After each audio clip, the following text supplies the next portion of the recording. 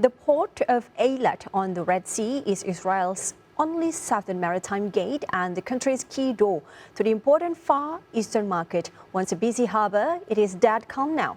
RT International Courtesy has the report. Of Eilat on the Red Sea, Israel's only southern maritime gate and the country's key door to the important Far Eastern market.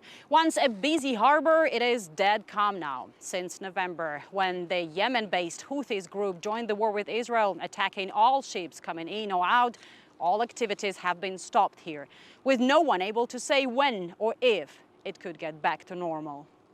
The port is losing more than $1.6 million every month, and 50% of the staff has already been fired, with the rest at risk of following suit within the next 2 months if the situation doesn't change. The port's key activity was car imports from Asian countries like Japan or Korea, more than half of all cars brought to Israel from abroad.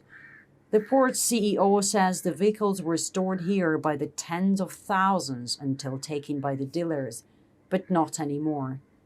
The last 2 years, you couldn't see the floor, the asphalt floor. Now you can see that most of it's empty. From '88 that I'm working here, this is the worst situation that we had. Gidon says the port used to have up to 12 ships every month. Now it's 0. If you're afraid that they will attack your ship or the cargo, nobody wants to go through a place that there is a war or kidnap or something like that. That's the reason nobody wants to go through Bab el-Mandab. The Bab el-Mandab Strait, a small geographical choke point in the Red Sea into which the port of Eilat opens, is the key to a transit route that carries up to 15% of global trade. The Houthi rebels have managed to basically block it. Terror organization feel and smell hesitation, smell fear and smell weakness. That's the reason they are doing this. If we attack, I believe they will stop attacking Israel, attacking ships, attacking other shipping agents. Israel started 2 wars in 1956 and 1967 because of the closure of Bab el-Mandab Strait, and both were against Egypt, but it refrains from using force against the Houthis now. It's a bit difficult to speak of war when the country is 2,000 kilometers far from us. With the Egyptians was different because the Egyptians were at our border. But clearly we have the means. Our government was not sufficiently assertive or aggressive to challenge the Houthis because our deterrence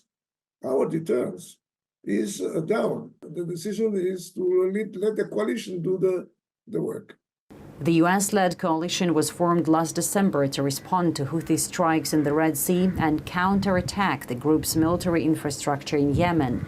It has now united the naval forces of at least 14 states, including Britain, Canada, France, and Bahrain, among others.